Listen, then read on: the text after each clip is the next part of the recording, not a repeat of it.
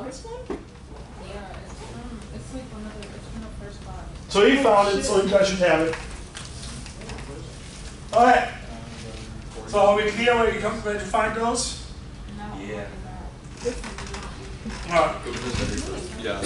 Again, if you don't have the link, you can just go to YouTube and type in the code number for this class. Pop it up.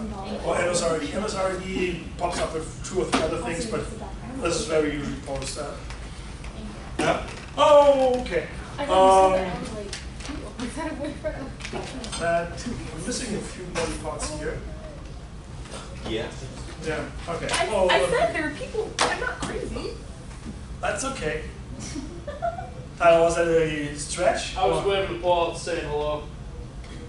Oh, roll call. Paul is here. Tyler's here. Well, I did that the 3rd class, but I came in 5 minutes late. Yeah, I think I also ran into one of the classes at the end, was like, where's the attendance sheet? I'm like, I don't take attendance. It's your problem if you're not here. So, no. There are different ways I can teach classes. And I seriously thought about this. I actually did a speaker series once, where I think 60% of the grade was, of half the grade was attendance. As in, you make it on time, you attend all the speakers. Like there's folks that are trading their tea time on Saturday morning to give you a presentation of 2 hours. Like James Donnelly comes in here in the evening. The least thing you can do is, for part of your education and the journey of knowledge, be on time, attend this. Ask questions, be prepared. All right, so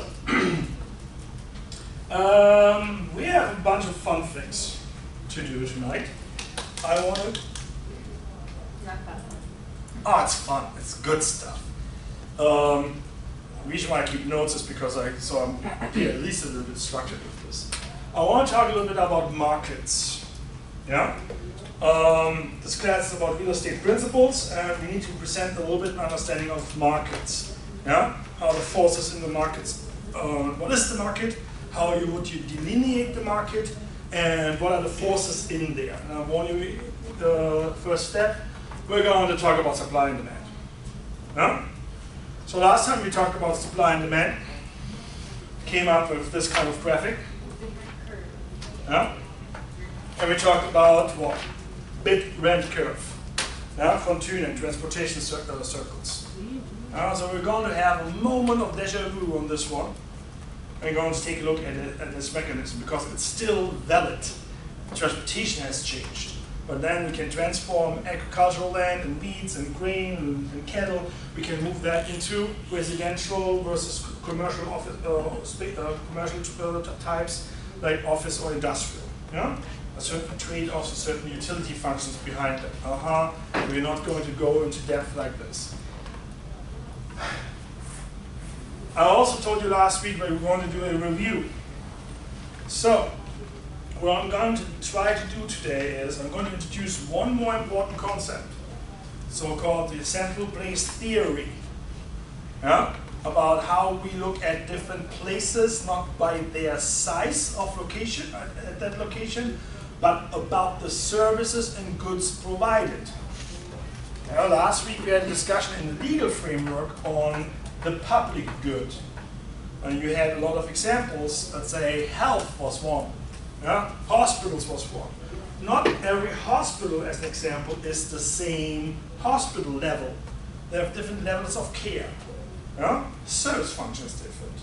We're also talking about goods for local or short-term consumption, daily goods. Your loaf of bread, your gallon of milk. Well, it's more like a week, depending on your consumption. But versus the luxury car. We had that discussion as well. How far are you willing to travel to buy a luxury car versus buying a loaf of bread? Remember? One of the first sessions. That is the market dynamics we're going to talk today a little bit more in depth about. Yeah? First thing was a teaser to introduce the concept.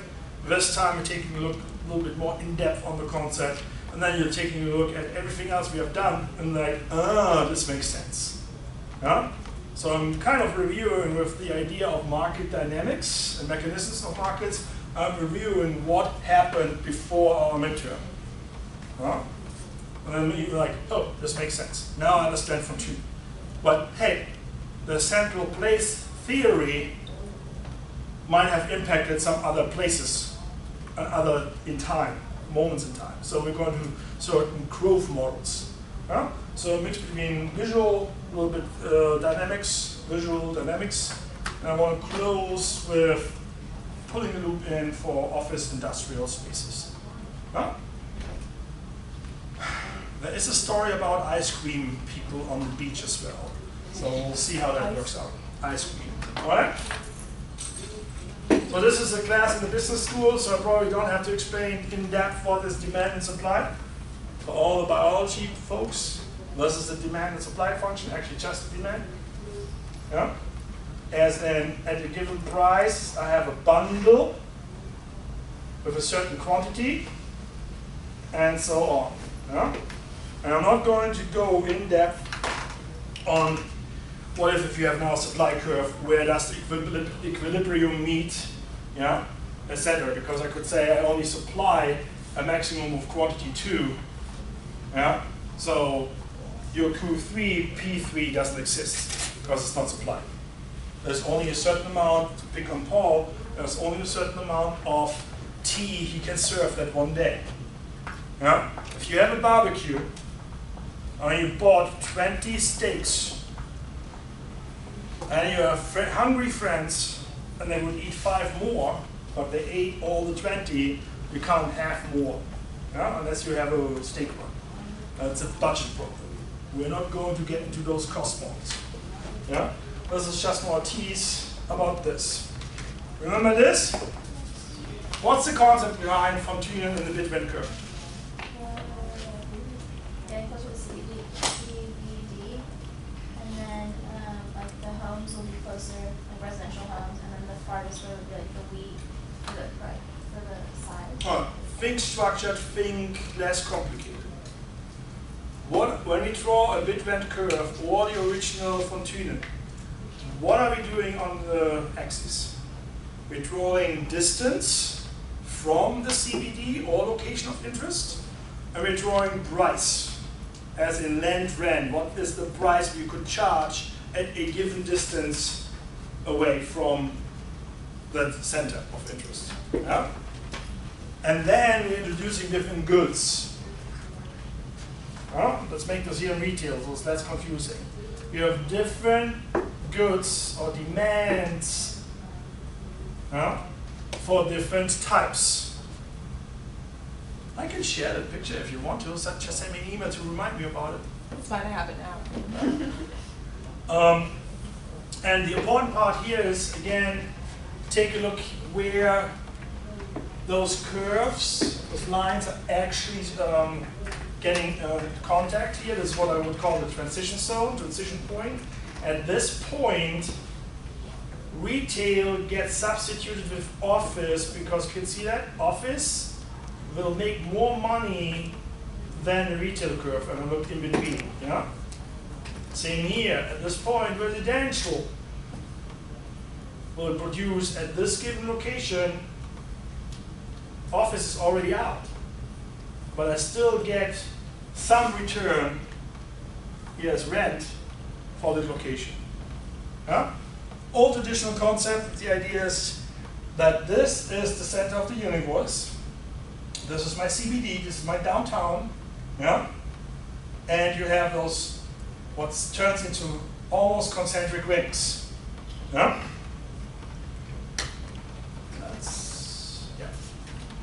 So, concentric rings. Yeah? Because if I would draw the model 360 degrees, I get into that ring model. So, this is just a different idea. Yeah? Saying pretty much, if I look at one specific use,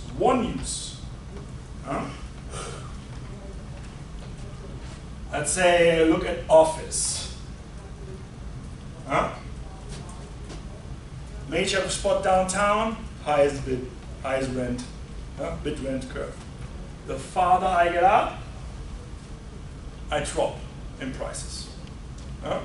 You also can say the level of attractiveness is marginalized. The different ways. In retail geography or in tourism geography, you would say that there's a different attractiveness. What makes you travel 3.5 hours up to Orlando? Disney. Disney. If you're in Michigan, you will sit in a plane and fly a few hours to see Disney. If you're in Michigan, you might get actually indifferent between the Florida and the California location, depending on the season. Hurricane or no hurricane, depending on the travel plans, prices. That adds up a little bit more to the trip planning. But the general idea is land rents around a magnet site or center of high attraction. You have high rents. And this example here talks about displacement costs. I'm not interested in that right now. What I like about this is I can use the bid rent curve, use this, and I come back to this one. Purchase model, or concentric growth model. So if you look at this and it's like, hey, number 1 is the CBD, then I have a zone of transition, then I have zones for workers, middle and high income units, or 5, a commuter zone. This smells like von Thünen. It looks like von Thünen. It's not, but von Thünen is really close in the theories we know to explain and understand.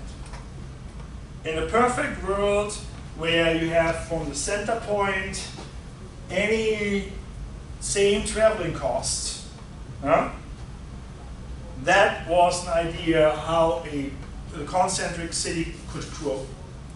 When we looked at different cities that usually have a center, even like a temple or places of worship, defensive lines, etc., and then you start doing the suburbia thing. Suburbia is the question here. So what are the elements that change urban markets and development across history? Yes, please. Modern transport. Transportation. I think that's the only list I listed. We had this here. Individual cars, streetcars. The book talked about the streetcar suburbs. The accessibility to farther reaching places, or vice versa. I can live outside in the urban fringe in suburbia and use a common new transportation mode to travel to the downtown area where traditionally the jobs have been located. I can do this with Miami, the metro mover. I could do this with the Bright Line, railroad, dry rail. If you live in West Palm and you work in downtown Miami, you don't have to commute that way. There are 2 ways to get there, teleportation or a light rail. So transit is somewhat, sometimes do not discuss component. Depending on where you live, a good transit system is make it or break it. Can't remember was it Detroit or was it Chicago. There is a story about the City Line conspiracy, where, must be Detroit because it's an automobile thing, where, and this is just a story, would have to look up the proper details. Automobile company, lobby companies, buying streetcars, streetcar companies, common thing, merger, buyouts, and then shut them down. Why? If you are in the suburbs and you don't have any transit anymore, how do you get to your workplace? You go back to individual cars. I think it was called the City Line conspiracy. It was an attempt, but it was actually successfully done for certain suburbs. Think about that. If I would shut down Bright Line, everyone that commutes from Fort Lauderdale with Bright Line to Miami now has to hop on an Uber or on the on a car again. Those electric scooters are not working for that distance. They only have a certain range. All right, what else? What are the other elements? What you can think of? Good call with transportation.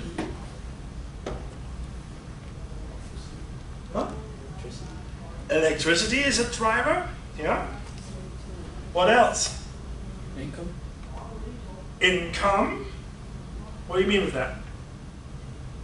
The amount of money that's available. Can you explain it with low income versus high income? I would say just the amount of income a city brings in general, the demographics. You meant that for a person, did you? Yeah. Income, okay. So what's the difference in income when you talk about Section 8 housing versus some other housing? Section 8 for people that don't have, they all have little to no income. It's a government support. Yeah? So what we're looking at is different income levels. You will have different amenities in housing, different size in housing.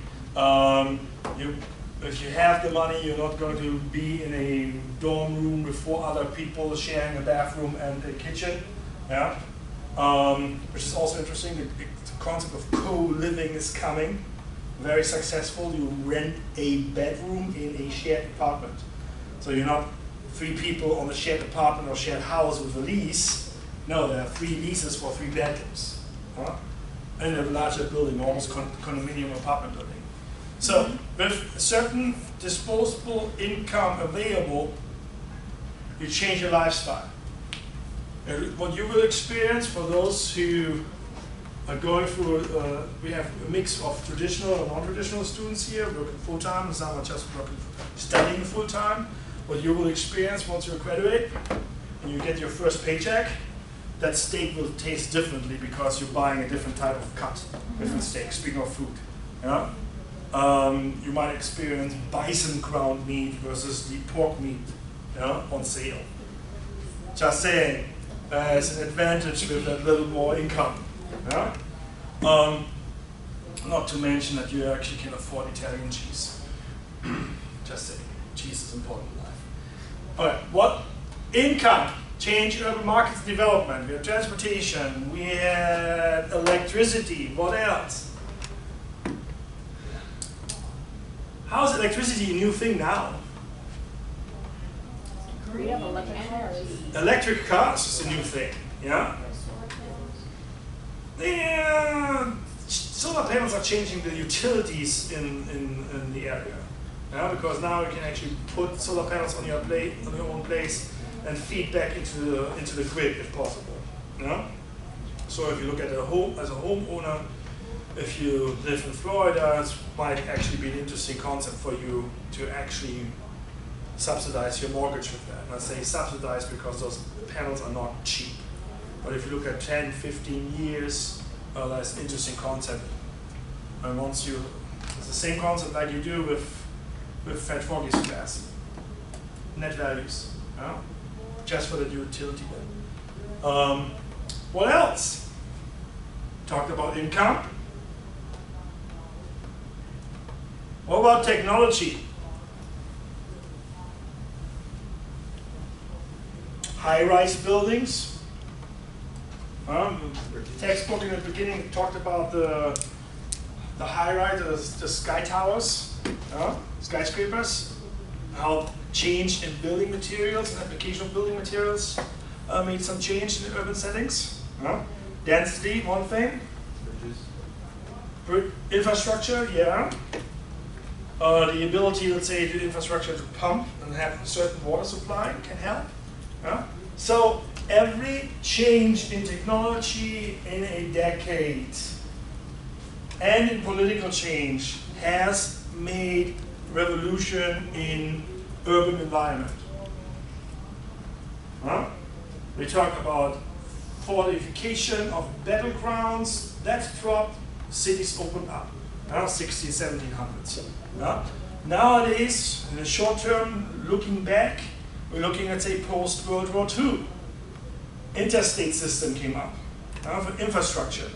The GI Bill and support for returning veterans was in place. Now the American dream, the small little family house with the picket white fence, is a thing. The banking sector changed to support this. Fannie Mae and Freddie Mac came up. FHA, Federal Housing Authority. All these fundings, if you buy your first home ever, you get an FHA approved loan warranty to back you up with this. All these started in the 60s and 70s, increasing the idea of how we can drive a housing market and find space for it. All right? So, if we look at urban theory then, how does this translate? We have not anymore the concentric ring model. We have now a more complex model that models that reflect the attempt to present reality or understand reality. So in the middle we still have the CBD, but then we have wholesale manufacturing and low-income residential. Low-income residential. You have the sector-wise here with manufacturing, number 2. And then you have middle-income residential and high-income residential. More on the side of this. So some people say if you look at this exact model, the Hoyt model, and you look at Chicago, that reflects Chicago. So for those with a laptop in front of you, you might want to open up Google Maps and take a look at Chicago. There are patterns you can recognize, how cities grew, how cities built. You can say here there's a certain corridor effect between 2 and 3. So if this would be Chicago, I have the lake here on this side. That sector might not be that big, but it's there. It's like in Miami, if you have a condominium tower right at the beach and overlooking the ocean and facing the ocean with your balcony, that square footage price is different from if you live 2 or 3 miles inland. I live 9.5 miles from the beach inland. I was told I'm not even a real Floridian. Oh, that's true, because I moved here. But again, perception of space, I'm trying to explain based on socioeconomic variables, in this case, let's say income and the type of real estate use, what's going on in the cities. Why? Because there's a discipline called planning. They're trying to figure out how we would like to grow in the next 15 to 20 years. We're doing this through comprehensive plans. Comprehensive plan, that's the legal section we finished last week.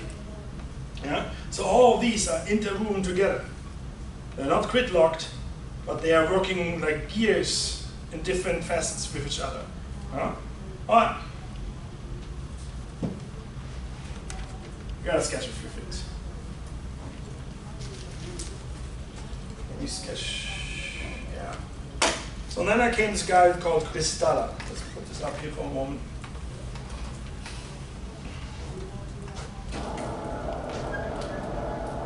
So both models we discussed right now, I'll look at it. We have the central place, the central business district. So with Cristalla, argument here then is it's not anymore, let's put this here so it's not cheat. Argument is it's not anymore about location and population. No, it's versus service. Service.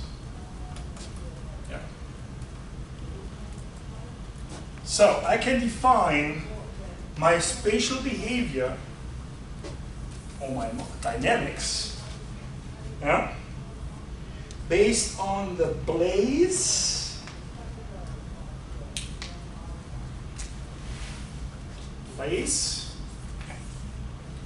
and its service function. And sometimes service is feeding in different population as well. All right. Goes back to the simple example. If I have a service, like a bakery, I serve a good called a loaf of bread. That loaf of bread can be translated into components what we call range and threshold. As in, what is the willingness to travel to get a loaf of bread?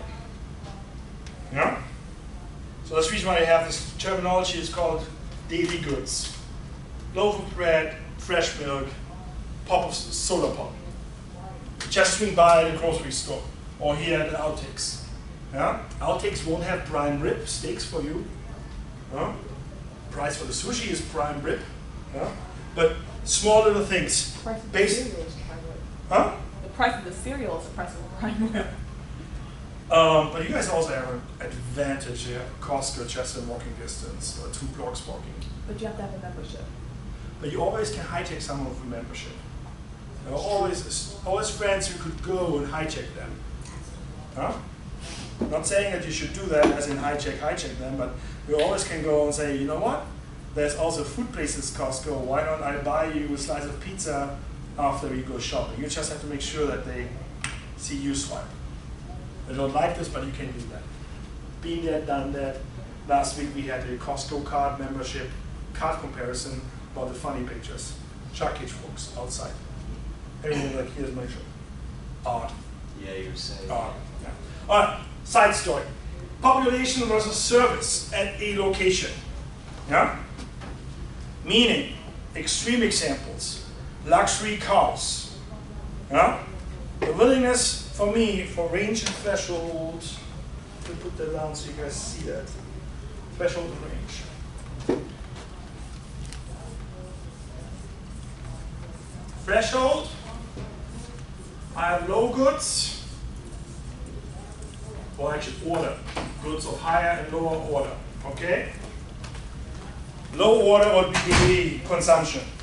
Higher would be how far are you willing to travel to get a luxury car? How far are you willing to travel to get a heart transplant? Not every hospital, to put the hospital landscape up again, not every hospital is specialized for that type of surgery by personnel and by equipment. Huh? So you might have 1 or 2 Miami and Fort Lauderdale, but you don't make this up, you might not have one investment. Huh? Or you might have that one specialty in New York and in Miami.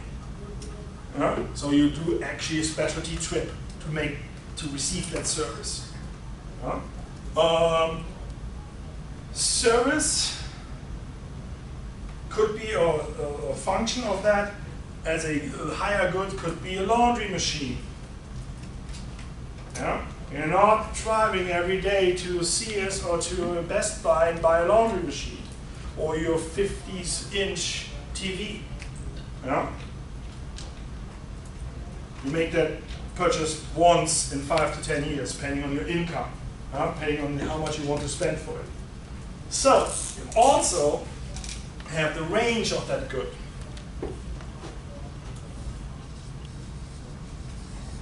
Or I translate that as the willingness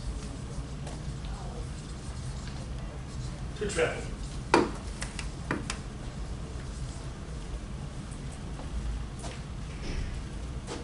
This gives you kind of the desire.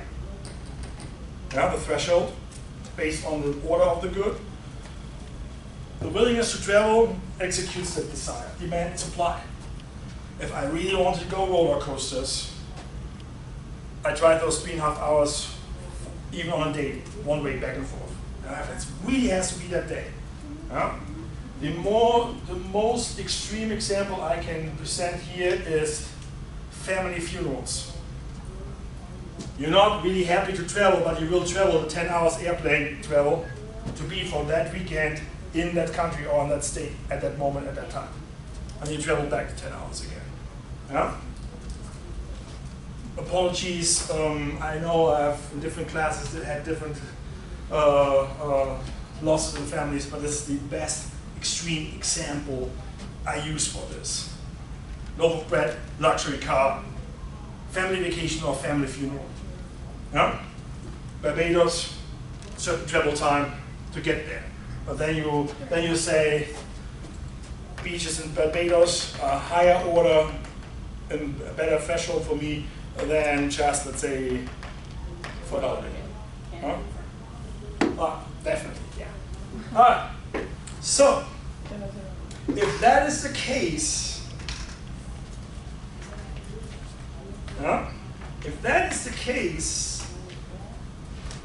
then I have at a location different ranks of goods and ranges, I can now think spatially. All right, everyone got this? Not just written, but also by concept. So I could now go in and say, wrong color, make it easy.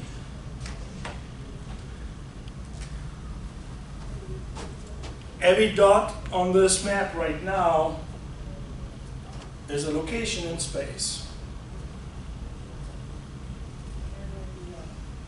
Did this right? Almost.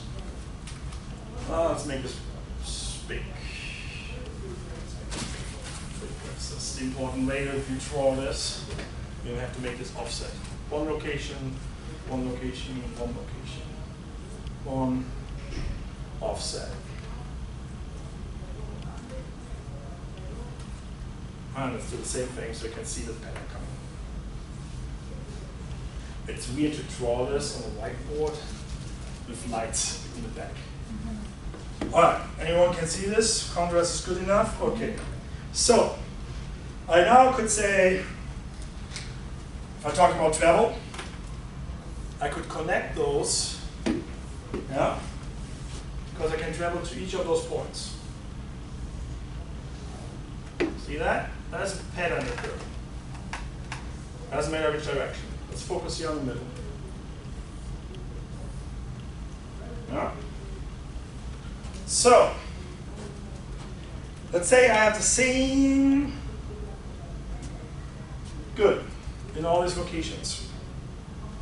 That means I have a good and I would travel maybe to this point or draw around it. More an egg shape. Yeah. Also can say, hey, wait a minute, let's do this in a centralized way. If I have this here, and I would draw this here, I end up with overlaps. Yeah? I have a better graphic later. Just want to show you how this is constructed. So I end up actually drawing a really deformed circle around this location. So if you would keep doing this, where would I end up? I'd end up actually with overlaps, and at the end a hexagon. If you do this the right way, this is the neatest school part here. You end up actually with a hexagon. I switch to the other sketch. Huh? Anyone play strategy games? Computer games? Yeah. The perfect map with no gaps or hexagons, honeycombs, in any scale you want. Yeah? So let's do this without the professor's late evening drawing. So if I add to that,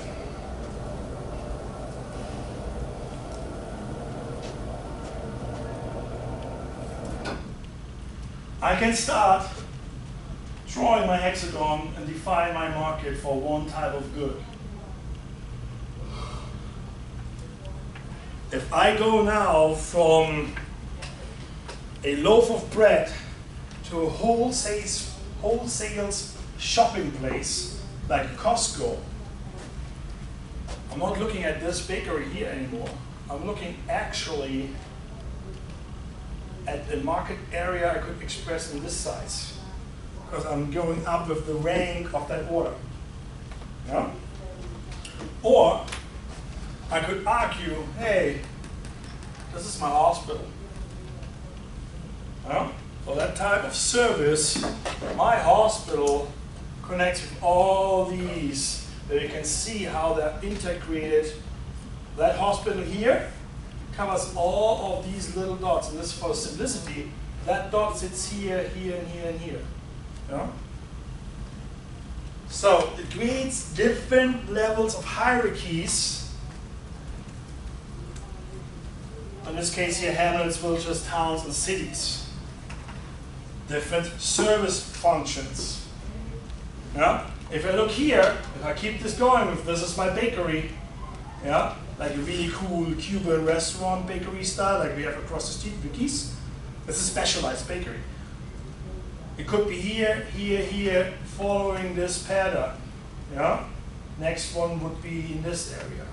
Next one would be in this area, serving that just that neighborhood style. Yeah?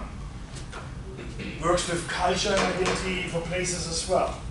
You don't have Disney World in all Florida. All depends. South Beach, but that's a different Disney World. Yeah? So the idea here again is you can arrange places by their hierarchies of service functions. That could be or can be independent from the from the population size. Why?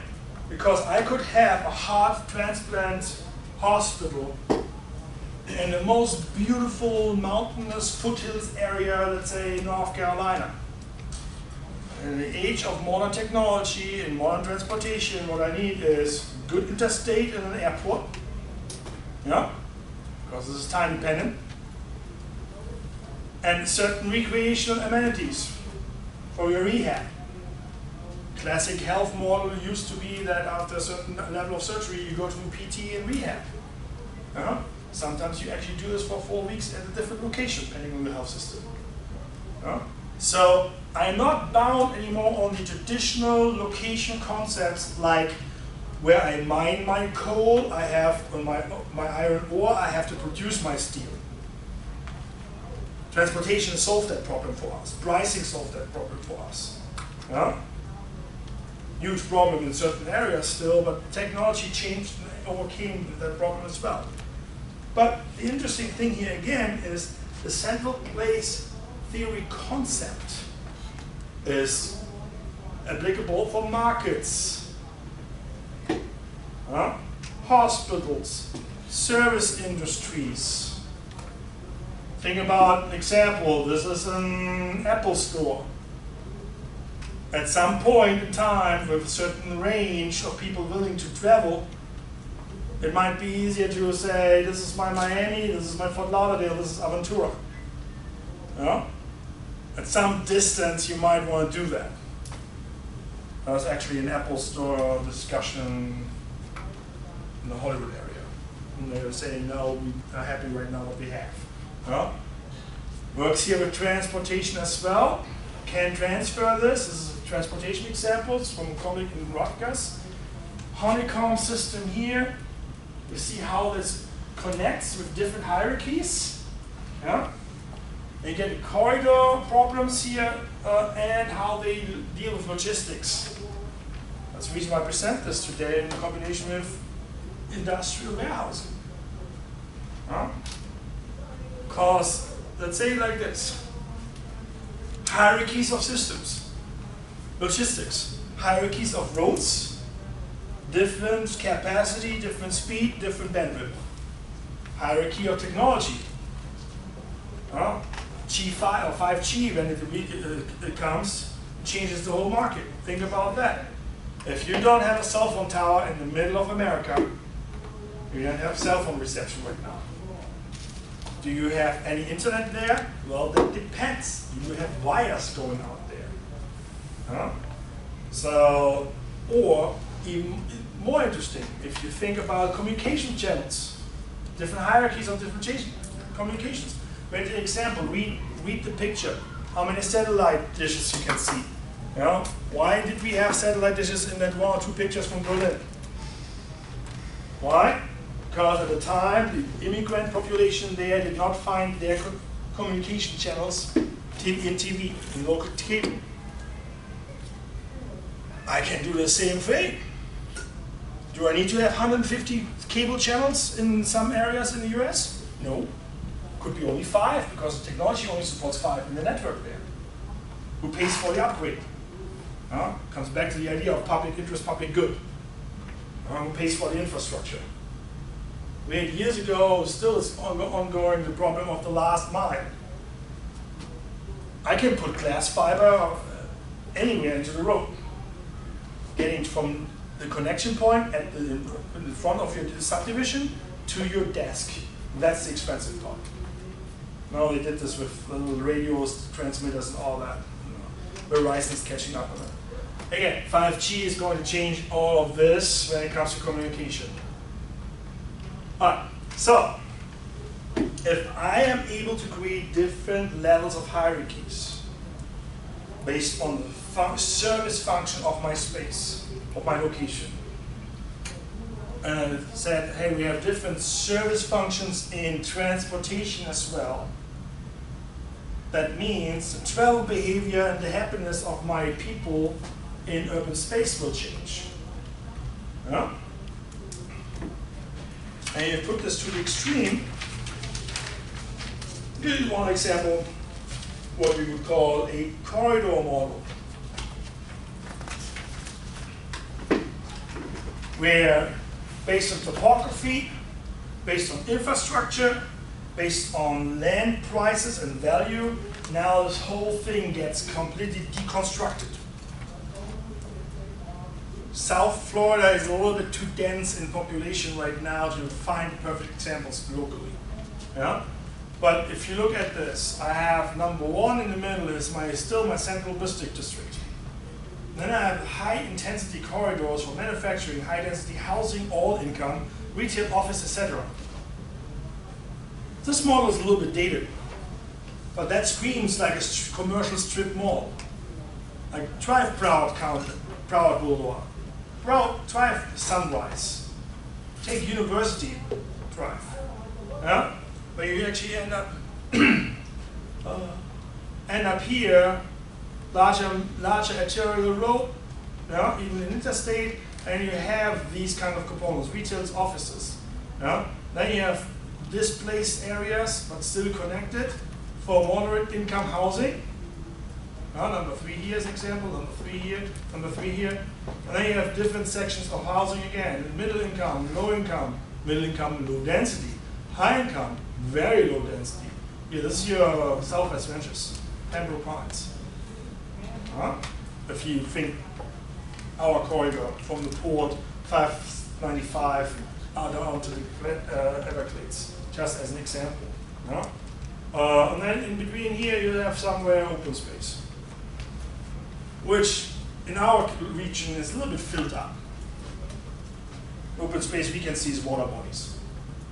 And it's interesting here, if you look at even a corridor zone here, number 2, if you drive 84 from Weston down here to campus, and I invite you, this is kind of those little trips you should do with a friend. Your friend is driving and you're observing. There are suddenly box offices for larger law firms, as in you have you actually down in that area rather than downtown. Or you end up passing a Lowe's. You're like, hey, why is a Lowe's here in that corridor? Well, that explains a little bit the idea, because you do have a massive transportation network with high capacity. In real estate, we're talking about traffic counts. Enough traffic counts is enough purchasing power, is enough people with money driving by. So keep that in mind. Again, over time, with transportation as a main factor, with land values changing, with technology changing, we can observe different models that explain the real world. One of the models was concentric rings, pretty much built on continuity. With central places, you can argue that it's not anymore one center. It's multiple locations that have competing priorities among each other. Depending on where you live, you make a decision where you go for a Home Depot. If you're right now on campus, you live on campus, you go to the Home Depot right next door. If you live in downtown Fort Lauderdale, the Home Depot right next door might be still the same for you. If you live in Cooper City, it's the opposite direction. You might actually take the other one that is on the way through Cooper City. Small little trips. Helps to sometimes just browse Google Maps and if you try to reflect all these theories, it's just to take a look at your hometown, town you visited recently, town you currently live. Yeah? And then it's like, hey, this looks like Chicago, or this is like New York, or this is like Miami. But it's different. Which comes back to the multiple nuclei model, nuclei. Harris did that. I think I have another slide with the name. Yeah, too early. So those two guys came up with the idea, I have this in a different color setup later too, with, hey, if I have other drivers in space and over time, I might create actually sub-centers in my urban fabric. Yeah? Remember, this starts out with the nucleus city, like settlers came to River or to New York and then started expanding. It's not just happening overnight. So they came up with the idea is that I have here number one a CBD with a central place function of, let's say, financial center. Stereotype, biggest skyscrapers and towers. But however, it has different zones as well here, and then there's this one little outlying neighbor or business district, number 7. And 6 was manufacturing, let's say this is a port or rail yard. Yeah? So depending on what's going on in that area, you suddenly have this one. So think about, this could be Fort Lauderdale if you flip this, and then you suddenly have, let's say, Davie, Cooper City. Yeah? Different business district. So, that brings me to this graph. Let us sink in a little bit. Multiple cores, multiple centers.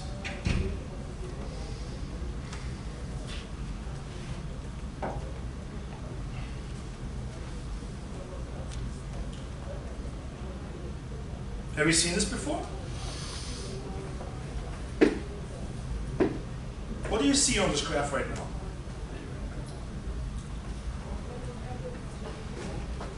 Any deja vu? Big red curve. Big red curve, which I want to point out, Tanya. What do you see at the axis? What's here at XY? Distance. Huh? On the far left, rent. Okay.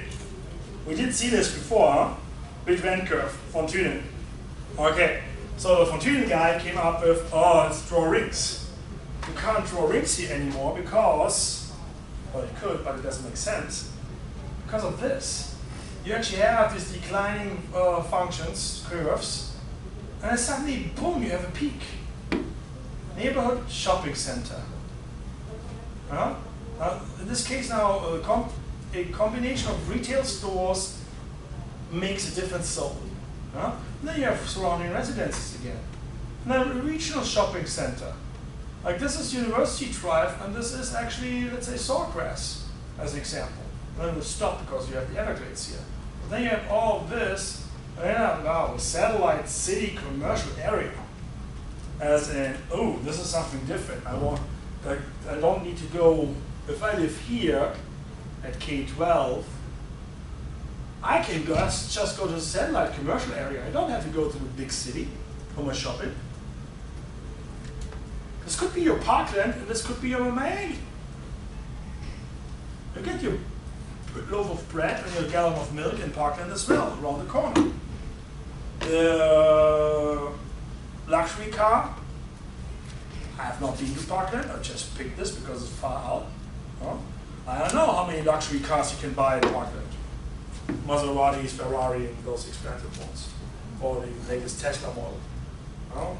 Look at it, and half of your annual salary is gone just from looking at it. But I like this graph because it takes the big rent curve we developed earlier from review today. It takes it and brings it to the point that over time and with space, you have different zones here. It's number 7. Could be this one. Could be this one. Yeah?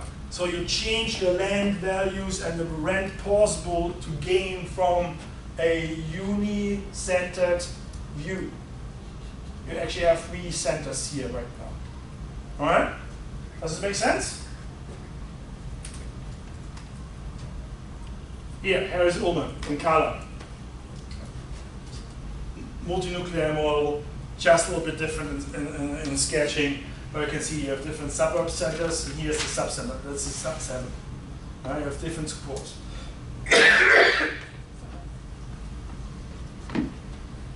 Okay?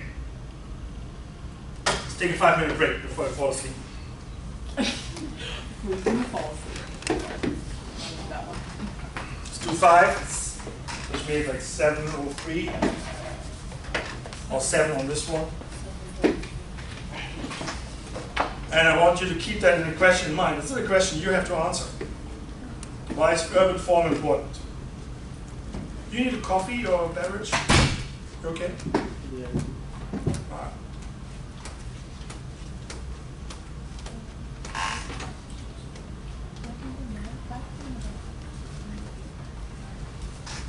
Back down. Let me get rid of that. I'll back in a moment. Women, try to think this out. Why is urban form important? For you as a person.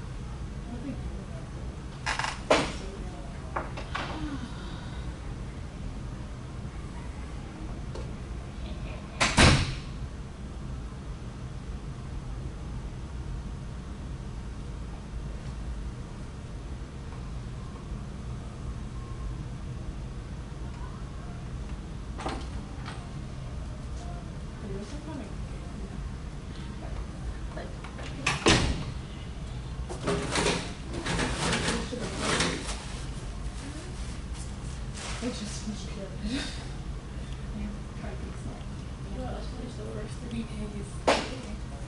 Just the way it was. I do all the, but if I miss today, I go back and do it. Oh yeah, I showed you the like the date I was supposed to go back. Like just make sure that it took me forever.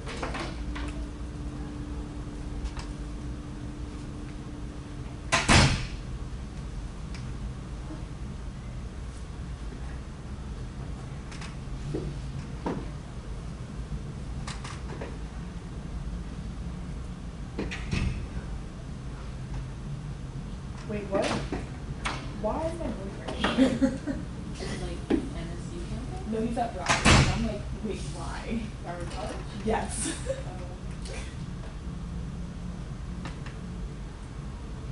Surprise.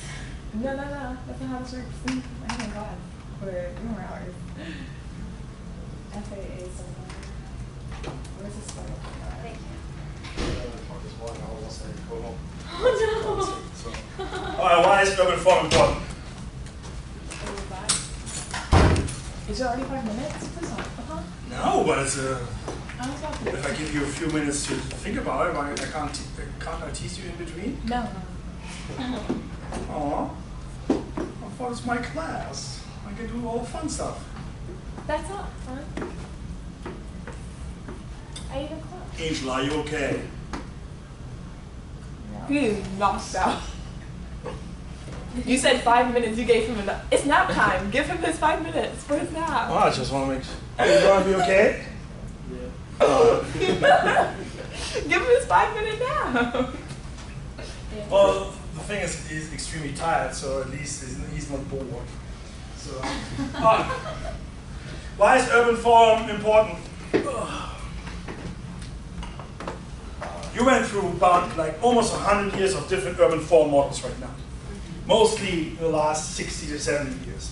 So 1945 as an example here, to get an understanding here how this works. And we're actually talking about middle class rather than income and housing. Yeah? So why is urban farm important for your daily life? If you have a well-utilized urban form, based on what you want to do in a day, it could be easier for you. Good line of thinking. Expand that. Andrew, would you like to expand that? Of course you would. I'd love to. Yeah, he talked about like daily life, I guess. So depending on like the size and things like that. All right. How do you start your daily life routine? Hazel. Would it be like that the rich people are farther away from the retail and the work because they don't work? Oh, I wouldn't go this stereotype language, but there's certain the distance and maybe a disconnect, fine, or a freedom of work levels. Yeah. Any add-ons to that? All right, let me explore this a little bit. Where do you live right now? On campus. Miami. Who is in college dorms right now? All right, who has the freedom and luxury of not living in a college dorm? Freedom and luxury. Freedom and luxury. We're required to live. I never lived in a U.S. dorm, so I have no idea about your quality of life there. Huh? All right. So how do you, everyone, but the dorm folks, you might be a little bit disadvantaged when I talk about daily commute. What do you do in the morning? Go to work. Wake up. Wake up, breakfast, get ready for the day. Don't have time for breakfast. Just wake up. What do you do then? Get out. In that car, yeah. Walk down to Starbucks. Get into the car and drive to campus. Okay, how far in drive time, minutes-wise, are you from campus? 15-minute walk. 5 minutes, 5 minutes. It's like an auction. Can I hear more than 5 minutes? Who's 20? 45. 25, 45, 25, 30. 25, 30. Okay, that's with traffic or without traffic? That was with Without traffic. With traffic in the morning because you got to commute. Okay. Like, So what are you doing for lunch? Eat one. I'm getting Einstein's. Going local food on campus, going back to the apartment, get food there. Everyone the same day, back to food. Yeah? I don't eat lunch here. Don't eat I don't lunch, eat work. unhealthy. No, I don't eat lunch here. I need like, where do you go for lunch? I love how you said unhealthy. My grandma's house. Huh? My grandma's house mostly. Okay, awesome. I would love this grandma cooking. But you get the idea where I'm going from this. So what are you doing after lunch? Going to class. Going to class. Going to class, yeah, depending on the day, each day. Some What? people actually. Yeah, I work Some every day. people work. Okay. Okay, I can't go to class as work. It's a different type of work. If done right, it's What do you pay for and when you get paid Yes. both. One Both. pays to do the other as well. I got scholarships. Both. I got scholarships too, but I always look at my grad school education as this. I get paid to educate myself and deliver services to others. Yeah. Payoff in this case is a different balance and bottom line, but the attitude is the same. You go to work to make money and work hard, and then you take the money and work hard as well in the classroom. I try to treat them equally. Also, if you're looking for a job, a really in-depth job hunt is almost a full-time job. For those that are facing this in transitions between existing jobs or after college time, start doing it, prepare, be highly structured. Saves a lot of stress. The moment you see a job ad you're interested in, put it on a table with deadlines and the requirements you have to submit. And you end up with a table maybe with 5 or with 60, but you're structured. You're not going to miss the deadlines. Same thing when you apply for grad school. There are deadlines where you have to get application packages done. So be structured with your time management is half the way into grad school and a good job interview. Because you're making sure that you're complete. All right, so we had school and we had employment as a destination. What are you going to do then after that? Home. Going home, or I for still have dinner, this happy class, so hour. I'm still here. Yeah? Walking to the gym rather than driving to the gym, or driving 20 minutes the other way to the gym. I'm still All here. right, let's assume you have a social life. It's a weekday. Wednesday night, what are you doing on Wednesday nights? Going to bed because I have work at 8 in the morning. All right, what are you guys doing on Wednesday night? Planning Studying. Winged Wednesdays.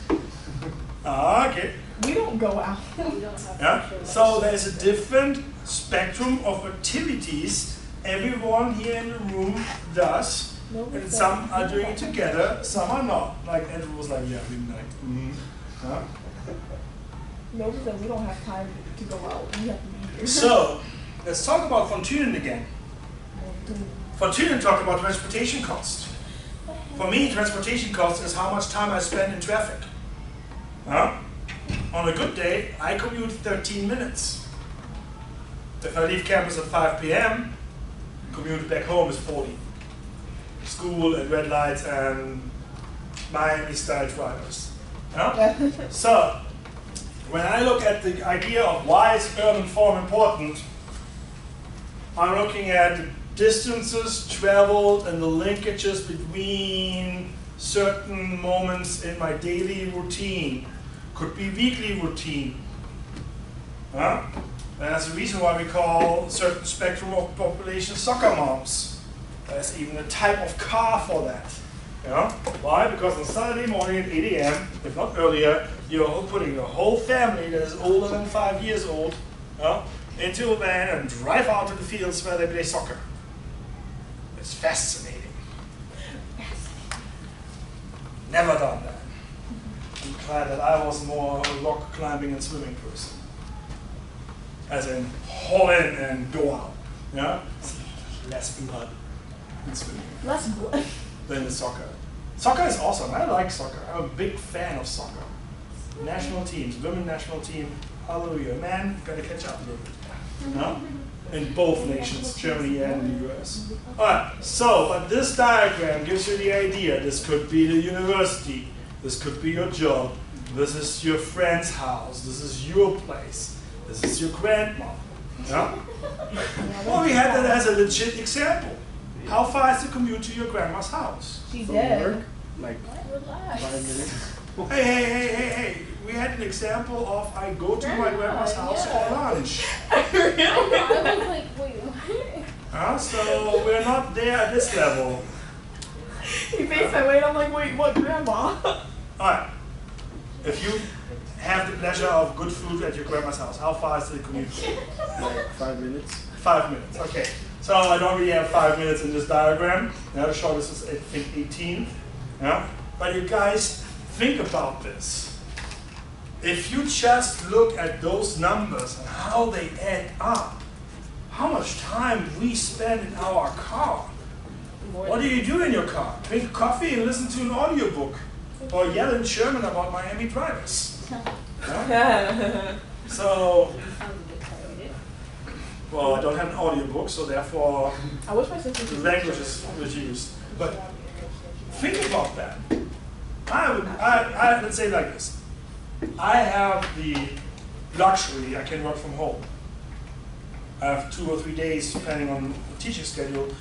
I usually work from home on Tuesdays. That means I have about half an hour time that day more for work or actually quality time. Why? Because I did not spend in traffic on 84 to get to this place. I had a friend used to work here in Florida for FAU, hired him into Idaho. I think I mentioned that. His commute, he used to live like Broward and University, that area, plantation. His commute was good 40 to 45 minutes on an easy day. Bad traffic, 90 minutes back, depending on the daytime. Changed his commute into like 5 to 10 minute bike ride. Dropped 30 pounds in the first 12 months living in a different place, different commuting pattern. Because there is no chocolate croissant or your Starbucks coffee you can eat on the way to work. You pedal. You're happy if you get a water bottle. So the idea here with urban form and the importance of urban form is, depending on your daily pattern, it's important where are you located, let's say in relationship to your employment center, in relationship to the university. In combination with your income. Come back to that rich people example. Because if I don't have to be in this employment center,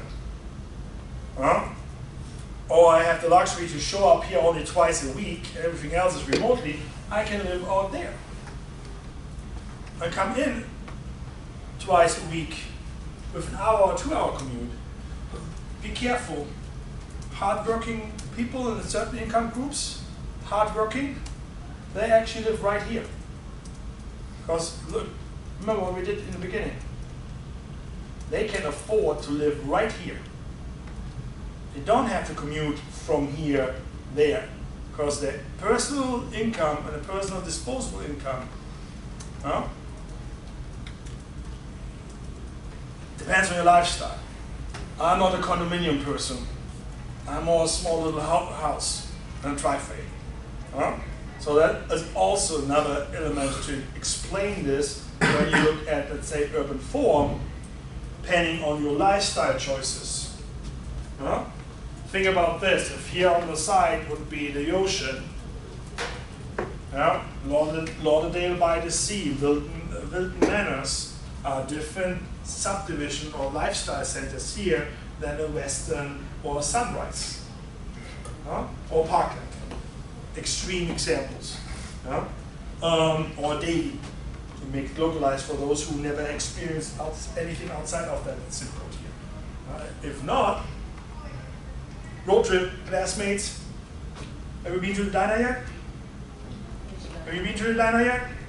Flashback diner? Flashback diner, flashback diner, flashback diner. Class trip. If you haven't been there yet, check it out. Decent, really decent food, and apparently undergrads like it mainly.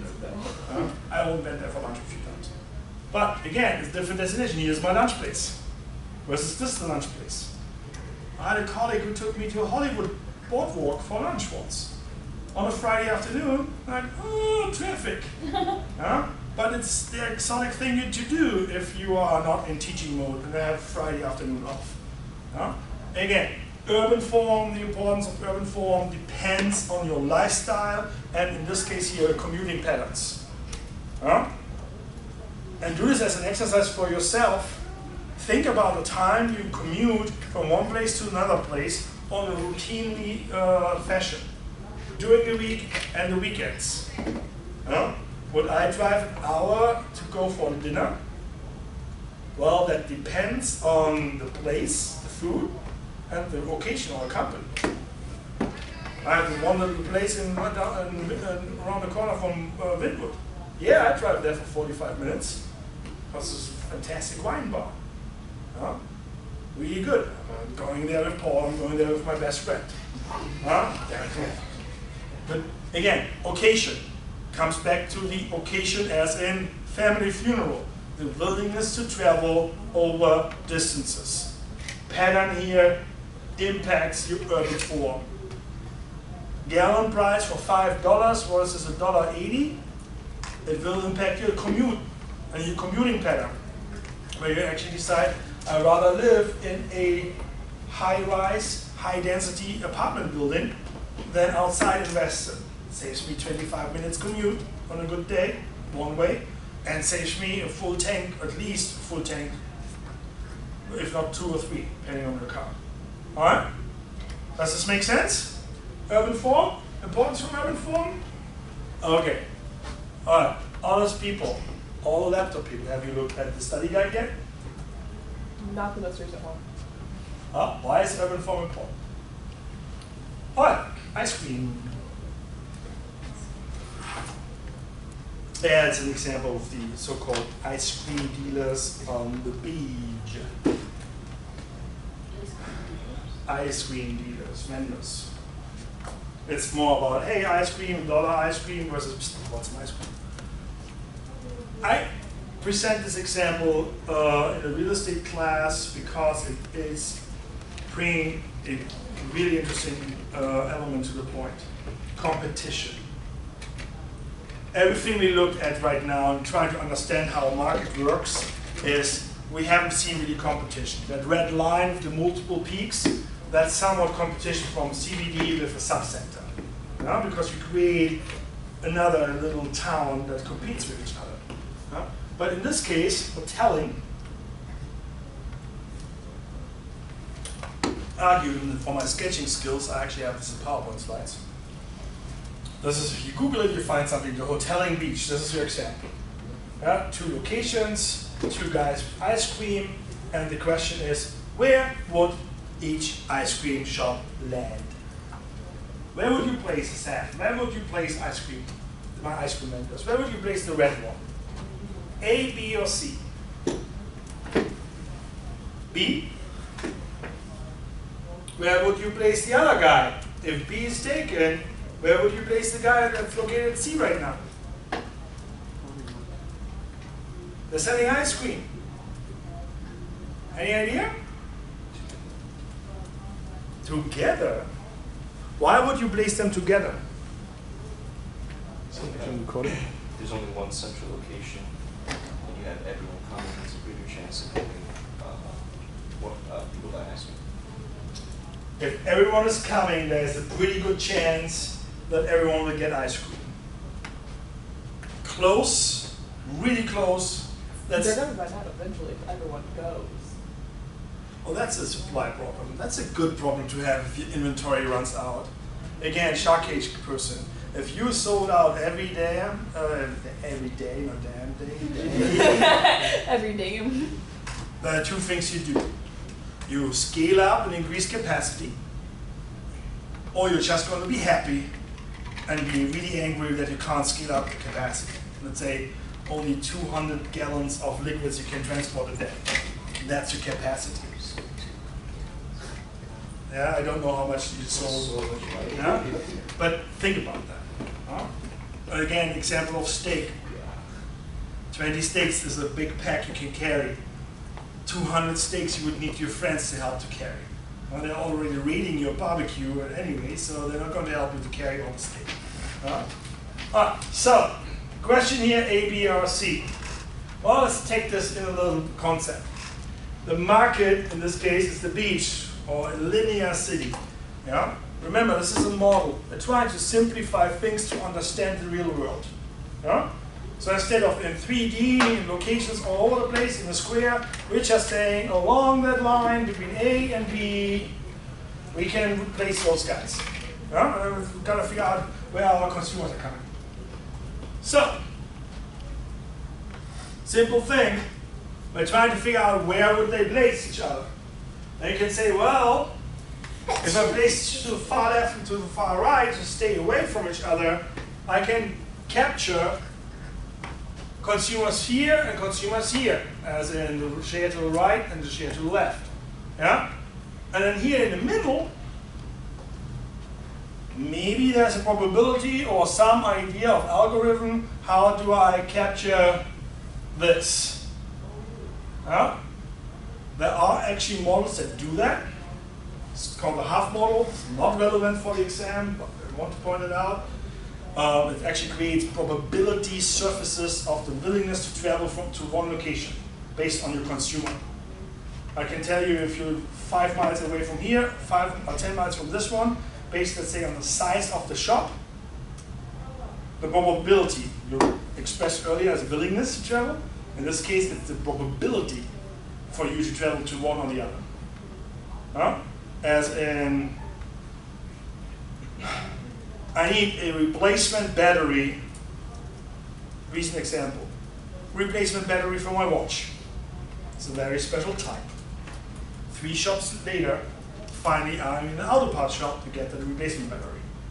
I didn't want to order that via online retail. I was not willing to travel down to Miami. I looked at 3 different local shops. Alright, so, but I don't know where my cutoff here is between shop A or shop pink versus shop green. I don't know that yet. Let's assume it could be halfway. Well, if I don't want to assume this, because my competition and taking away my market share, I'm going to say, you know what, I'm going to sit in the middle. I'm going to get everyone that's coming from the right,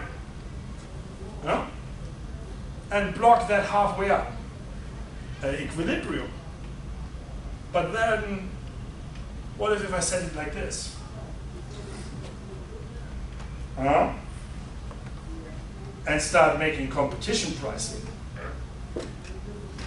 That's one form. You said something important. The chance or also probability of people to come to my place. This guy and this guy are traveling very, very far for just plain vanilla ice cream. And no sprinkles included, no pecans or no chocolate dip. Nothing special. Pure, simple, plain vanilla ice cream.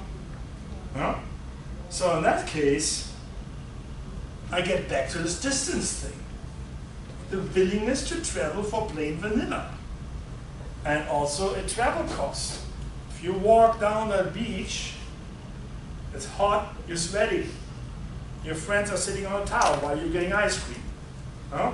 Different level of travel costs. Could be you driving somewhere. You want to drive a mile to the ice cream shop or 20 miles? Must be really good ice cream. Well, the only ice cream shop I have in mind is Lauderdale by the Sea. That one, next to the pier. Good ice cream. South German approved ice cream. I'm very picky when it comes to ice cream. No? So you have an increase in travel costs. We have seen this picture before. That is a consumer. That was the idea of magnet site and the rent. Look, this is my magnet site. This is my ice cream shop right now. And it's not the CBD anymore. This is my ice cream. Which brings me to the point. You guys were right. I want to find a location where I can maximize my profit with consumers coming to the place with their willingness of travel, aka in this case a distance function. Now, true is a little bit different, so we can see that they're slightly different in their preferences. So at the end of this exercise, yes, I'm sitting on top of each other because I'm capturing all of that, the whole market to the left and to the right. What would be another example for instead of ice cream shops at the beach? Let's see if you've got that. Location-driven, sit on top of each other to capture gas stations. Yeah. So, Pizza shops. Pizza shops. Fast food. Fast food. Pharmacies. Pharmacies. Hotels. That's actually a new example. Okay. There used to be a Best Buy versus Secret City. Yeah. Remember Secret City? Yeah. Huh? What? You Never not heard of like that. You don't know it either? Secret City?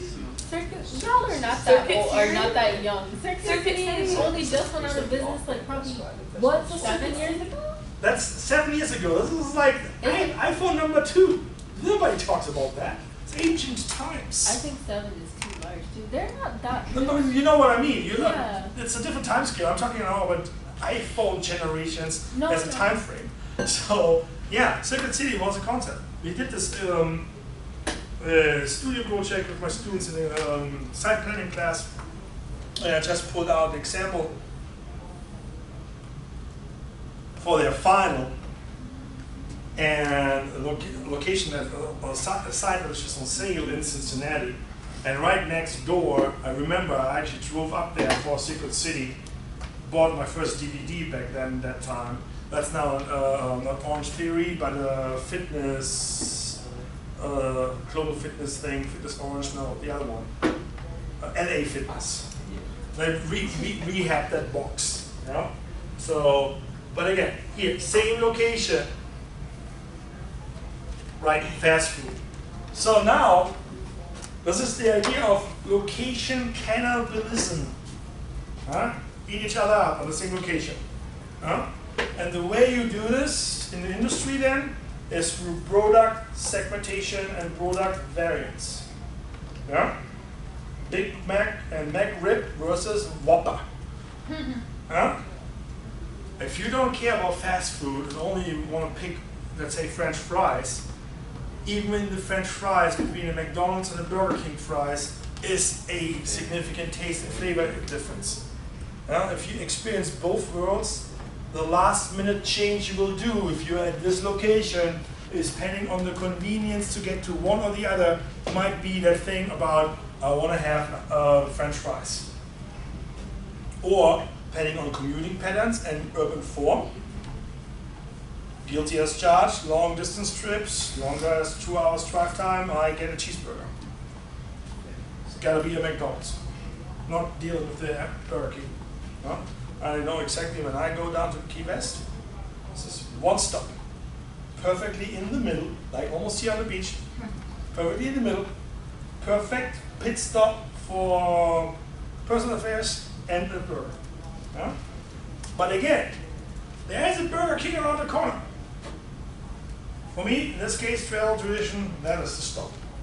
So, again, in a hoteling beach example, You had two competing ice cream dealers competing about what would be the perfect location for them for plain vanilla ice cream. So now Angel has plain vanilla ice cream and puts sprinkles and M&Ms on it. And you guys are coming up with pecan, butterscotch, and chocolate ice cream. So now, well, 3 different flavors, not just one and mixed, 3 different. So now you actually have that kind of product mix. Mini meal, big meal, small fries, milkshake. The location is the same, but the preference changes. It's not here the travel preference anymore. It's the consumer pattern and behavior. And that's the reason why I was like, hey, you talk about probabilities. Because based on travel costs, product satisfaction, and all of this above, I open up the big Pandora's box of consumer segmentation. Who is a marketing major? Ever heard about consumer segmentation? All right. When I got confronted with marketing product segmentation the first time, my professor was looking at the sports student. I'm making this up, you're now a sports student. And said, you are 21 years old. You're a sports student based on your outfit and your sports bag. Sports management, as an example. You probably, kind of. You're a dancer. Yeah. So, based on your dancing, you're paying like $150 for your dancing shoes. The sneakers have been flip-flops. And you're going to Publix and buying the plain vanilla yogurt on sale. Versus him, let's pick on the guys working full-time professional, versus him has a different income group, is a non-traditional student, works full-time, drives a Mustang versus a Prius, and has the money actually, is flavorful, rich, and has Chobani Greek yogurt in his fridge. Because he has there's also a little bit of health nut and it has a chocolate protein shake, powder, whatever bought. So this goes down to this level of detail. You open up, you never will open up your fridge again, will not forget about that speech. You open up the fridge and it's like, is that the 80-cent milk? Or is that the $5 milk, organic, grass-fed, all that? We'll give you the example. Or your eggs. Told you I'm a food person. Are you buying the eggs for like $2 a dozen at Walmart? You look at them and they fall apart because the shell is nothing. Or you go into free-range, organic, cage-free, $7 or $8 at Whole Foods. Think about that. The decision to buy an $8 dozen of eggs was not driven by the flavor in my example. It was actually driven by the description of that egg, how the egg, aka the chicken was raised. Trust me, the flavor is actually definitely different based on the feed and based on the food. Once you have your own chicken, you always judge other eggs. Don't let me there. Seriously. Did not eat for a year, did not eat any egg. Then I gave my chicken away before I moved to Florida. Different flavor, different happiness of food. And different utility functions and preferences. Food helps a lot to understand this really extremely stupid example sometimes. He mentioned food at his grandma's. I'm thinking, what do you eat for breakfast? Are you going to IHOP and get some pancakes there? Or are you making them at home and have friends over? Well, if you have friends over, you're adding something important to their food. Company. You might actually end up having worse pancakes than actually buying them somewhere, but the company is more important. The celebration of that company and the food brings me back to the 20 steaks that Paul is making for his friends at the barbecue. Just saying, you gotta wrap it up from tea to steaks. You said you wouldn't take these things. Again, lessons learned. If the price of a product alternates, the equilibrium location is still representing the optimal spatial market share. Again, if you both sell plain vanilla, the same location will be great. If you change your product mix, you're changing those shares because you're tapping into different utility functions of your or preferences of your consumers. There's models for that. Same thing here. When you're living here, a different willingness to travel from these different places.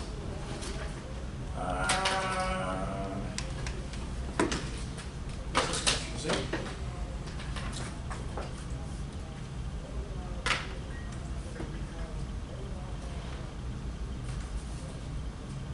I took that out. Okay.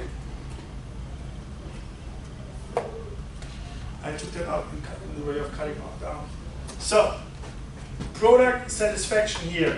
There are different models that will help you determine market shares. So in retail geography, one big name is the so-called HUFF model, H-U-F-F. It's not exam relevant, but it's good to know. HUFF. That guy pretty much said everything in space can be calculated on the probability from moving from one location to another location of attractiveness. If I have competing locations, going to dinner at the diner or to Flanagan's, depending on my personal preferences over wings versus some sandwiches, I will travel to the still to the diner. This goes down so far that I can actually do now user surveys, consumer surveys, and ask you about what do you prefer, this product versus this product. Everyone has a consumer card with Publix or Winn-Dixie? You don't? You don't have your customer card or your phone number you type in, you get all the sales? No. Wait, Well, where? if you go to the supermarket, Yeah. do you give them your phone number? Yeah, it depends on the specific market, but yeah. Yeah. So This one what do you works. give them with your phone number? Your phone number works as an ID, so they know they give you a discount, but they also know exactly with every swipe you do, what did you consume that day? All right? So think about this. If you buy all the time the same products, you're turning into a very boring customer because you will never get any crazy coupons because you're not diversifying your profile. But then suddenly they give you a coupon and say, hey, we have this awesome ice cream. Here, next time you go shopping, use that coupon and get $1 off. So now you're thinking, hey, instead of $3.99, I'm paying now $2.99 to test this ice cream. Hey, maybe I do this. Yeah? So marketing folks, this is how you change your consumer pattern and consumption pattern in your customers. The transparent consumer is a big buzzword for that. As in, I swipe and they know exactly what I'm buying. Yeah, so if you want to confuse that, once in a while, someone in front of you does not have the customer card, you just swipe it, and you suddenly have like 2 pounds of meat or a bunch of diapers on your consumer thing, and suddenly your coupons will change.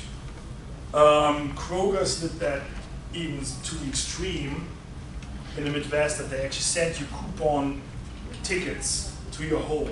Why? Because they have your phone number, they have your address, they have your zip code. So here, they're thinking spatially right now. If I know that you're in the Davie zip code, the town of Davie, and let's say you're in Davie, where are you guys located? I'm on campus. You're on campus, where are you located? Hollywood? Hollywood. Different zip code. Different supermarkets around him. Yeah? I can now even go in like this if I would be a Publix. I can send him a weekly special different from you guys. Because your Publix is right now around here on campus or close by. Yeah? That goes so extreme, depending on neighborhood examples, when I was in grad school, that the Kroger, the neighborhood Kroger, and this one really bad stretch next to campus had certain product mixes. Kroger, yeah, Cincinnati. You could buy mango there, or you take your car and drive 5 miles down the street in the other Kroger, more like industrial and warehouse area. Yeah? The mango was 50 cents difference per pop. Was more expensive in the poor neighborhood than the other one. Different consumer and access and need to buy. Yeah? So ever wondered when you walk into a Walmart versus a super Walmart? Shelving is different. It's like 6 or 7 different paper towels versus the 2 you find, let's say, in Publix. Why? Because in retail, volume space is important. We had this example about toothpaste, remember? Where do you place toothpaste and toothbrushes for 6-year-olds versus the 20-year-old? Height, different type of levels of chips, different view significance, perspective. Yeah? Same thing. If I only have a small store, my shelving space is limited. Compare the outtakes, compare the Publix, the Walmart down the street versus Costco. They differentiate themselves by what they offer as products, but also the way they present this. Yeah? I don't buy 1 plate of steak at Publix. I actually buy 1. At Costco, I buy 5 pounds in 1 block. Yeah? Different outlet. Yeah? Think about that again here. Product and satisfaction. All of that, I can go down and put this in a statistical model how to describe each of you in this classroom. You think Amazon is so successful because they are just giving you easy access to the products? Next time you check into Amazon and take a look at recommendations for you. There's AdSense. Yeah? Or AdSense, Google. You Google something, and boom, within 5 seconds, Facebook has perfect commercials for you. Because it goes through all the algorithms and sorting engines. If you don't clear your cache on your laptop for a while, AdSense will have a certain pattern. If you clear your cache and you move to New York and then do the same searches, you get different results. The fact that you look at your phone knows when you're in the parking lot and says, hey, it's 30 minutes to drive home. If you don't deactivate that function, it's the same way. Pattern recognition of your consumer behavior. Product satisfaction. And based on that, if I have a location, I now can team up the location with a specific shopping function.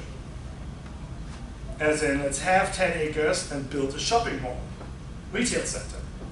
What can I put in there? What would be a perfect mix for my surrounding neighborhood? In 10 minutes drive time, in 30 minutes drive time, in 1 hour drive time, what are my consumers right now spending on? We have a whole class on this, GS class. We use all the reports we can get and measure that. And it goes back into market areas and how we delineate them. Let's skip this a little bit. What I want to do here is to give you the ideas. We had this idea here of mixed use, but we haven't talked about this very briefly, that you have certain different levels of geography, but we didn't talk about the synergies between uses. I just made a comment about retail shopping centers. In retail shopping centers, I have different uses attached to. As an example, I might have residential uses close by. Office, hotel, for sure, retail, entertainment, and others. A nuclear power plant is probably not a use I want to create synergies with. Ice cream shop in a McDonald's, maybe. Outback Steakhouse, maybe. Roller coaster, maybe not, unless it's a designated area. So there's this ULI Urban Land Institute publication that actually put this really nicely in diamonds and say hotel is perfectly paired up with office, retail, and cultural recreation. Versus office use itself is not so great with residential right next door, but you can see hotel and office, they like each other. And so basically that kind of almost explains, because they have overlapping functions and like each other, you pair them up. Almost into winning teams. You have one or two small boutique hotels. You will definitely have a few restaurants inside the hotel or outside of the hotel next door, 2 or 3 bars, maybe some conferencing space or office spaces that draw people. Done that's flying out to Houston for 3 days of training, staying in a hotel, walking distance like from this building to the student union. That's it. 3 bars and restaurants in between, like a small mixed-use development in Houston. But the same purpose here, what are my synergies I can create? So, speaking of synergies, coming back to what we had in our second session. Second. Value. How do I create value? Remember that? Well, this is a mixed-use development. There's a garage underneath. This was supposed to be retail. This is a yoga shop, last time I checked. And that was supposed to be office, now it's residential, setback on top, penthouse. Mixed-use development building. Cute. Organically grown mixed-use neighborhood. Ice cream, pizza, restaurants, barber shop.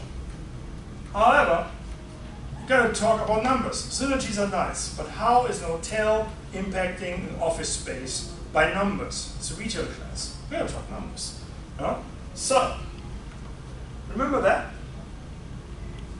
That's a pimped out version from what Fred Foggy showed you guys. It's a typical concept of a performer. Actually, here in that corner it's colder than actually over there. So we have seen this. Talking about net operating income. And then we talk about before, after tax cash flow. Too complicated. I just want to remind you about this. When we go back to the different design components and this would be so nice, mixed-use neighborhood, could walk there, can play there, work there. We're gonna talk numbers. So this guy in numbers looks like this. Second picture doesn't come up. But you can see they put $14.5 million in the first year. Over 10 years, we model this floor by floor, unit by unit. Different way to talk about mixed use. Don't care about synergies, care about the bottom line, then operating income. So it brings me back to what we had in the very first beginning of our sessions. Remember we talked about the development people? Just a reminder, those are some of the players in development. And the reason why I'm bringing this in and mixed use, and I started my market dynamics with bid rent, about this. In property management, high influence and NOI. Why is that important? NOI is important for what? The more net operating income I make, the more money I make at the end. Whatever calculation you do, NOI, high NOI, consistent, reoccurring cash flow, it's good for you. Here, management and marketing intensity. Industrial property, sign a lease, it's for a year, it's for 5 years. In 5 years, you might have the option to renew. Here, it's like a dorm lease. Sign here for the next 12 months, for the next 4 years, this is your bedroom. Super simplified. Office space, gets a little bit more complicated. What kind of office is it? What kind of space do you need? How many people do you have in the office space? There are different calculations what the square footage for the office versus cubicle space is. Do you have telecommuting people? Any idea about telecommuting? Ever heard that concept? Telecommute? Telecommute?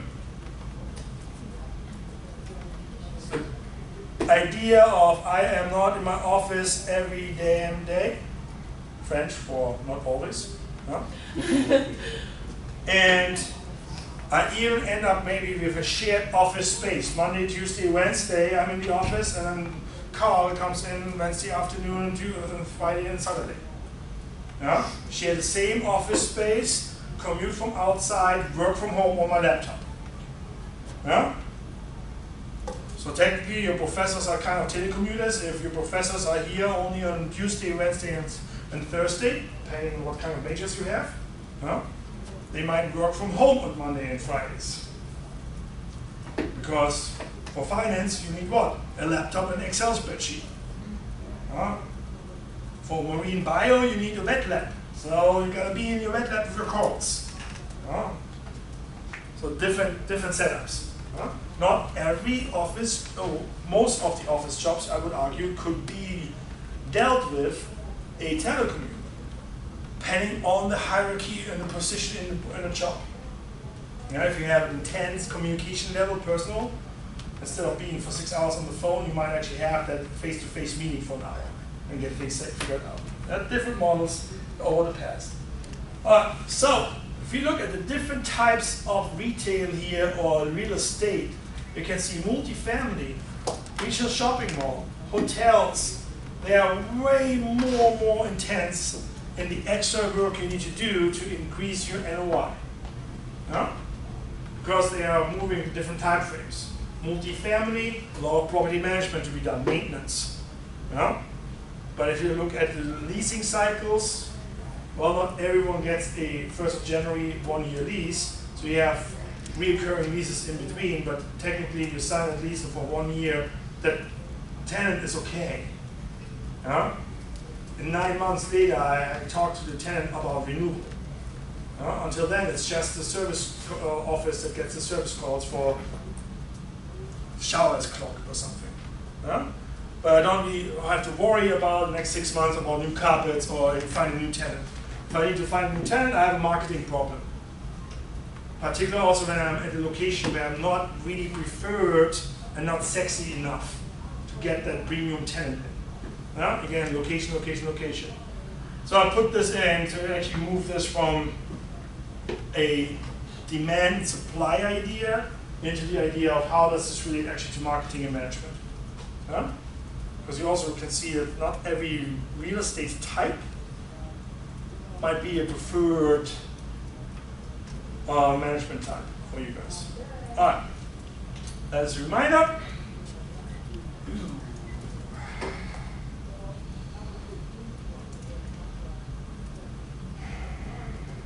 yeah, we have the time.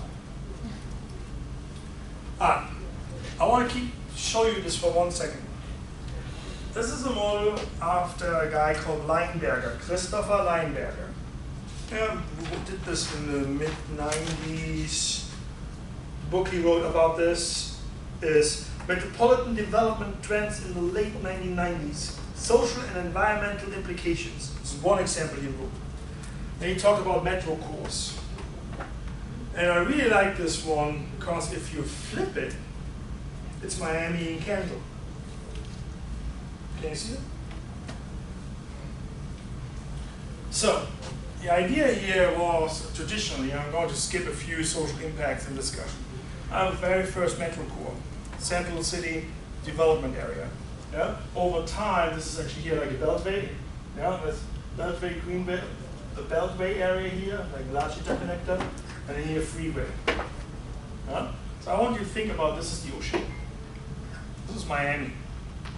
You have the downtown area that gets somewhat developed nowadays. And granted, I am not 100% detailed on the development in Miami. The mid-90s was different than just looking at it. But you have major arterial north-south connectors, 95 and 75, Turnpike. And you have different phases moving out where land was available through cheaper transportation. That's what Leinberger describes in the metro course. Over time, you move out here, then you actually get the first suburban offices, then you actually have here rural office space, industrial spaces, residential moves out, you also have the phenomenon of low-income minority housing, the African-American urban poor, our literature would call that. But when I look at this and try to think about the regional context, Miami, 95, 75, where I'll suddenly now create a Kendall with new office spaces and new centers in between. Take a look at the map. You'll see, okay, I have different centers, like multi-nuclei, again, like the Harris model, multi-nuclei, multi-centers in my region. So if you particularly look at two stretches, 595 and then the Miami Airport Kendall corridor, they both have that kind of pattern. If you look up Google Maps, little homework exercise. To see, hey, I learned this crazy model, how does this actually manifest in real world in my current region where I live? There's also a phenomenon here that occurred in this area. It's called the Edge City by Joel Garreau in 1991, where they talk about 5 million square foot office space. Like literally they said, we have people living here, we have people living here, this is getting built out, this is being built out, let's rehab areas here, and we drop 5 million square foot office space. And have that as an employment center, as a destination. Which comes back, if you look at this, you have the major transportation corridors here, comes back to urban form. The metro cores in the 4 different sections here are another example of how urban form changes over time and changes pattern of people living there and working there. All right? Just an example. Goes back to the corridor. Think about this. Center here, that wedge. Center here, another wedge here or wedge here with other elements in between. If you would add a larger belt or ring curve, a street here, you're here with those beltways. So if you look at certain city centers that are not limited, let's say by topography, like lakes or the ocean, look at cities in the Midwest, Pennsylvania, you'll see actually then city center, population growth centers, and then kind of ring circles or ring connecting lines, interstates, or 275 is still an interstate. All right, 5-minute break. If you're doing this in time, you're closing early tonight. Have some time for a review.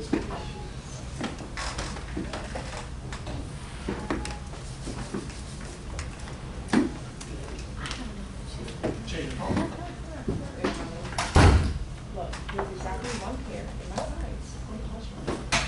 I want one. They're $79. And I can't ship it. My boyfriend just left too. Gross.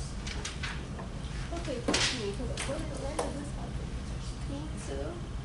So he's snapping. He's snapping. That's snapping flavor.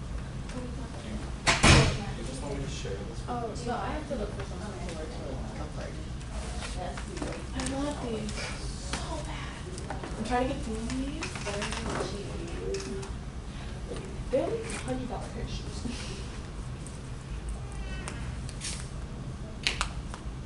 Here's why I want them so badly. He doesn't need them anymore. Why they're so expensive. No, they're just naturally that expensive. Yeah, so check canvas, here it is in canvas, and Carbon. And I love this color specifically. The particle dose is so freaking pretty, it's not even funny. if you spent 2 hours on the thing, that's serious talk to you. Yeah. I don't think that. Carbon. See. Alright. My cousin's in Germany now. Too, visiting. I double checked with Lydia today, I have I'm now working in Munich. I'm like, okay, I see you Christmas. Are you really? You're teaching? Wait, what did you just say? I'm the current former student of mine now, jumped over the pond and working in Munich now. Oh, wow. Just got an update on LinkedIn. So you go back right now? Too busy. And it's far, isn't it? It's a 9 to 10 hour flight if you do not have enough for that. Yeah, but then that's, you're traveling during the day, you waste the whole day. I just was in Seattle for 4 days in August. Oh my gosh, how did you love it?